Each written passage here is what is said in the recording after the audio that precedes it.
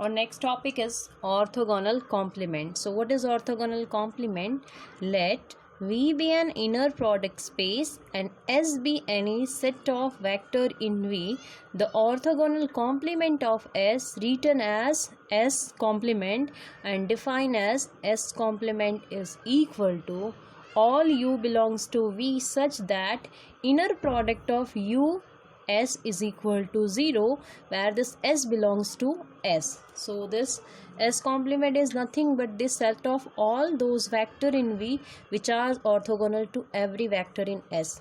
Or to understand this more easily, suppose this is our vector space V and this is any subset of V, let it be S. So orthogonal complement is defined as this. So we have vector like U and S. So this U belongs to V. This may be here or over anywhere in this entire vector space, but S is necessary element of S. So if we are taking inner product of U with any element of S, then if we get 0 inner product of these as 0, then we will say that all these type of U are elements of orthogonal complement. So orthogonal complement is nothing but it is the set of all those vector in V which are orthogonal to every vector in S. Now we will see a theorem based on this. This is the statement of the theorem. Let S be any set of vector in an inner product space V, then we have to prove that S complement is a subspace of V. Now for proof, first of all we will have definition of orthogonal complement. So we have definition of orthogonal complement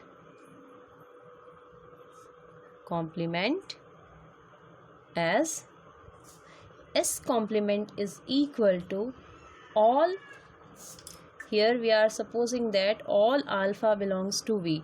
Here alphas are vectors such that the inner product of alpha and beta is equal to 0 where beta belongs to S. Here alpha and betas are not scalars, they are vectors. So orthogonal complement contain all alphas of V such that the inner product of alpha and beta is equal to 0, but this beta belongs to S. Now since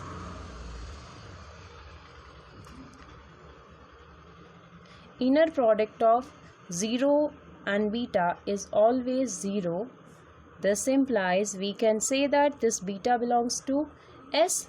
Therefore at least we have element 0, this is the element of S complement.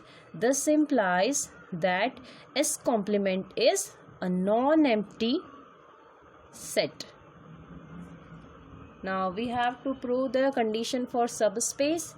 So let alpha or let A or B be any two scalars. So here we are taking alpha and beta as a vector and A and B as a scalar, and gamma and delta belongs to S complement, or we can take instead of gamma and delta U and V also. Then for every beta belongs to S, we have inner product of A gamma plus B beta, B delta, beta is equal to, here using the definition of inner product we can write this as A gamma beta plus B delta beta.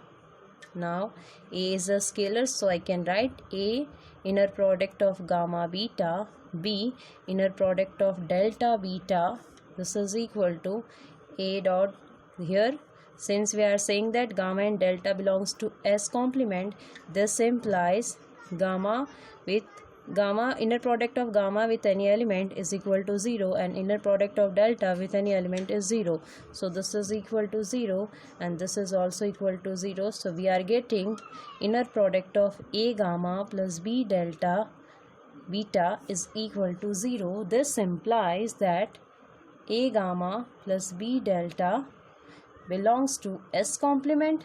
Therefore, we can say that S complement is a subspace of V. Next, we have definition of orthogonal complement of an orthogonal complement.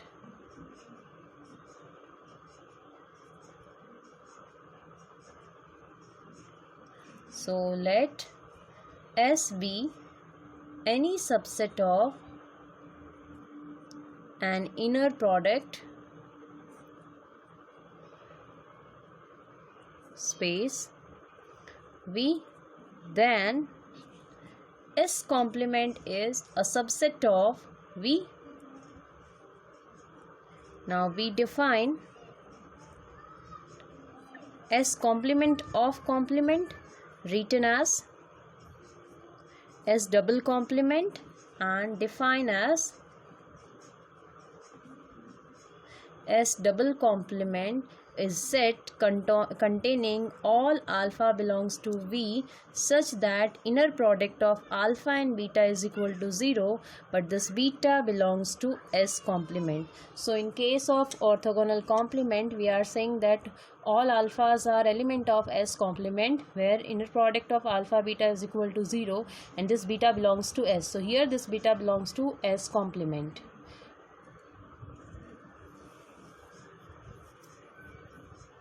Here we can easily see that S double complement is a subspace of V. You can prove this easily. Now we have a theorem. So we have next theorem. Let W be any subspace of finite dimensional inner product space V, then V is equal to W plus direct sum of W complement and W is equal to orthogonal complement of orthogonal complement. So first of all we will prove first condition. So for the first one, first we will prove that V is equal to W plus W orthogonal complement of W. Since W is a subspace of any finite dimensional vector space, or we can say inner product space V, then W itself is also finite dimensional. Since W is a subspace, so every subspace is a subset. So if W is a subset of finite dimensional, that means W is itself a finite dimensional. Now we are assuming that the dimension of V is equal to n, and we are saying that W is a subspace or subset of V, then obviously the dimension of W will be less than n, that is m. Now every finite dimensional vector space possesses an orthogonal basis, because we have studied theorem earlier that every finite dimensional vector space has orthogonal basis. So we are assuming that B is equal to alpha 1, alpha 2, alpha m be an orthogonal basis of W. Now if we suppose that beta be any vector in V, now we will form any other vector like gamma with the help of this beta. So gamma is equal to beta minus summation I is equal to 1 to m inner product of beta alpha I into alpha I. Suppose this is equation number 1. Now we have a theorem. By using that theorem, the vector gamma is orthogonal to each vector of alpha 1, alpha 2, alpha m. Consequently, R is orthogonal to the subspace of W spanned by this vector. Thus V is orthogonal to every vector in W. We are saying that W contain elements like alpha 1, alpha 2 and alpha m, and gamma is orthogonal to every alpha. So we can say that the V is orthogonal to every vector in W. If V is orthogonal to every vector in W, then we can write that this gamma belongs to orthogonal complement of W. because V is orthogonal to every vector in W. So using the definition of orthogonal complement, we can say that this gamma is element of orthogonal complement of W. Also, vector summation I is equal to 1 to m, inner product of beta alpha I is in W because it is a linear combination of the vector belonging to the basis for W. Now from equation 1 we can write beta is equal to summation I is equal to 1 to m. So from equation 1 we can rearrange this term as beta is equal to summation I is equal to 1 to m, inner product of beta alpha I plus gamma, where summation I is equal to 1 to m, inner product of beta alpha I belongs to W and V belongs to orthogonal complement of W. So we can write that if this belongs to W and this element belongs to W complement and beta belongs to V, so we can write V is equal to W plus orthogonal complement of W. Now we shall prove that the subspace W and W orthogonal complement of W are disjoint. Then we will prove the theorem. So let alpha belongs to W intersection orthogonal complement of. So if this belongs to W intersection W complement, then we can say that this alpha belongs to W and alpha belongs to W complement also. If alpha belongs to W complement, since alpha belongs to W complement, this implies that alpha is orthogonal to every vector in W because W complement contain all those elements which are orthogonal to every vector in W. Now alpha is orthogonal to alpha because alpha belongs to W. So we can say that if alpha is orthogonal to alpha, then inner product of alpha and alpha is 0. So inner product of alpha and alpha is nothing but it is the norm square, or we can say norm of alpha square. So if norm of alpha square is equal to 0, then we can say that norm of alpha is also equal to 0.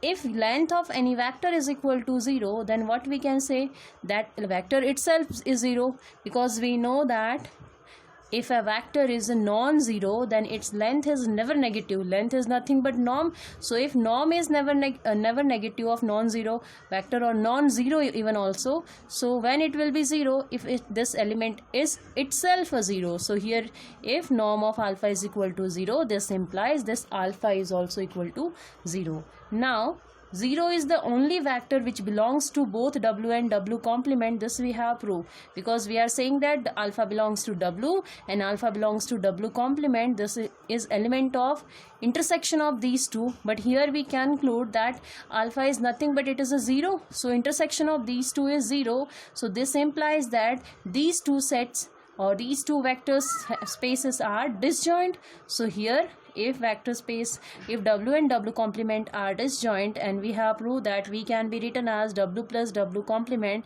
and this is nothing but V is equal to W direct sum W complement. So we have done our first part of the theorem. Now for the second one.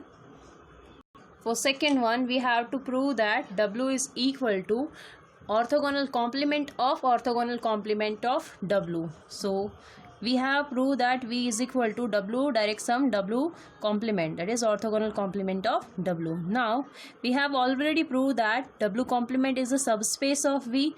Now taking W complement in place of W and using 2, we can get that V is equal to W complement direct sum of W complements complement. So here we have just replaced W complement by W, so we are getting this equation number 3. Since V is the direct sum of W and W complement and V is a finite dimensional, then I can write that dimension of V is equal to dimension of W plus dimension of W complement, because we have studied this theorem in our first unit. So this is equation number 4. Again we have V is a direct sum, V is a direct sum of W complement and W complement's complement. So V is a finite dimensional, then we can write that dimension of V is equal to dimension of W complement plus dimension of W complement's complement. Now if we use, or if we solve equation number 4 and 5, we can see that, left hand side of both the equation are equal, so on comparing right hand side we will get dimension of W is equal to dimension of W complements complement. Now we shall prove that W is a subset of W complements complement. So suppose alpha belongs to W, then if alpha belongs to W, then inner product of alpha and beta is equal to 0. This implies this beta belongs to W complement. Now by the definition of W complements complement, if alpha belongs to W double complement, thus alpha belongs to W and alpha belongs to W double complement. This implies that this W is subset of W's complements complement. Since W is contained in W complements complement and W is a subspace of W complement and complement, this implies that dimension of W and dimension of W complements complements are equal. Hence we can write that W is equal to W complements complement. Now next we have a corollary. Let W be any subspace of finite dimensional inner product space V, then dimension of W complement is equal to dimension of V minus dimension of W. Now for the proof of the corollary, we have V as direct sum of W and W complement. If this happens, then we can write dimension of V is equal to dimension of W plus dimension of W complement. If this happen, then I can write dimension of W complement is equal to dimension of V minus dimension of W. Now we have a next definition. So this is the definition of orthogonal projection. So see, if W is a subspace of a finite dimensional inner product space V, then V can be written as W direct sum of W complement. Therefore, every vector alpha in V can be expressed as alpha is equal to alpha 1 plus alpha 2, where this first element belongs to W and second element belongs to W complement. The vector alpha 1 and alpha 2 are called orthogonal projection of alpha on the subspace of W and W complement. Next we have example. If alpha and beta are orthogonal unit vector,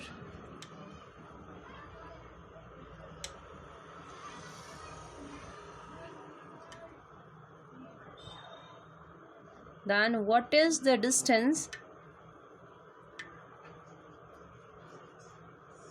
between alpha and beta? So this is given that alpha and beta are orthogonal unit vector, then what is the distance between alpha and beta? So solution, distance between alpha and beta can be given by norm, because we have already studied that norm is nothing but this is the length of the vector. Length of the vector is nothing but the distance between two vectors. So here norm of alpha minus beta square is equal to alpha minus beta dot alpha minus beta. Here this can be written as, or in the terms of this symbol we can write inner product of alpha minus beta minus inner product of beta alpha minus beta. Again inner product of alpha minus inner product of alpha beta minus inner product of beta alpha minus plus inner product of beta. Here it is given that alpha and beta are orthogonal. That means if vectors are different, then their inner product is 0. So this is 0 and this is 0, since our alpha and beta are orthogonal. And here it is given that alpha and alpha are unit vectors. So unit vectors, norm is nothing but norm of alpha square is what? 1. So length of every unit vector is 1. So I can write here norm of alpha square plus norm of beta square. Since they are unit vectors, so I can write here 1 plus 1. So we are getting distance between alpha and beta square is equal to 2. This implies distance between alpha and beta is under root 2.